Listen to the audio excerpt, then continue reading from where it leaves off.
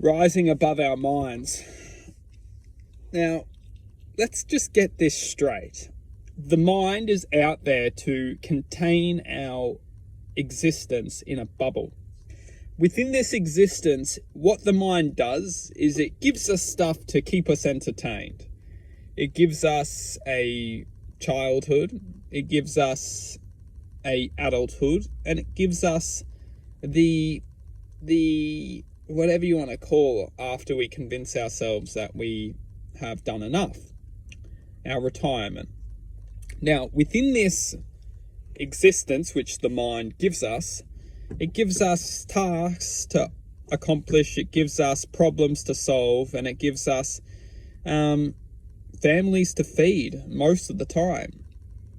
Now, within these tasks, we feel almost challenged to an extent. Now, what I'm about to say is that there's absolutely there's absolutely no negativity within this existence, although we feel all these vibrations of negativity within existence. Now, what I'm going to explain or share is existence within a false identity. Now, it doesn't matter what we do in this life. It absolutely doesn't matter. What matters is the frequency which we live within this art of or act of doing. Now, if we start to go below the realms of being able to identify negativity, identify jealousy, identify hatred, identify any narcissistic vibrational glue, we don't have the ability to use our frequency and to analyze frequencies which will eventually connect onto us. We ultimately become that frequency, or we become that vibration within form.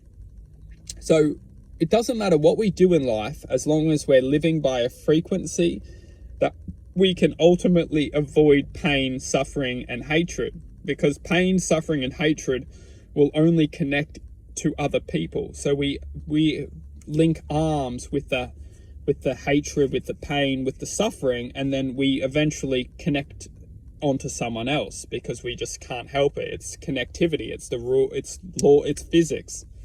So it's the mechanics of this reality of that we're living in. We become hatred, then we end up sharing this hatred. Now, in saying this, what is extremely powerful is when we start to identify within our lives the truth of our existence. And that truth is we have the power to ultimately become aware of our perception. Our perception wants us to believe that we don't have the control over it, that the perception of our minds is destined to have a certain experience or a certain frequency or a certain reality or a certain destiny.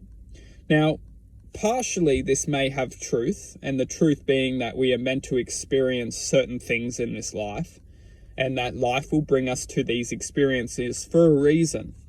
Part of it is true, and the quantum truth is that life will ultimately guide us to have certain experiences so we can learn from these experiences. If we don't learn from these experiences, we will become the experience or the vibration which the experience is trying to push into us. Now, a lot of the time, these vibrations of which the experiences are pushing into us, if we can't accept the truth of that experience, we will often fall under the vibrational, say, comfort zone, where we feel that we haven't been able to handle a certain experience, or we didn't do our best handling the experience.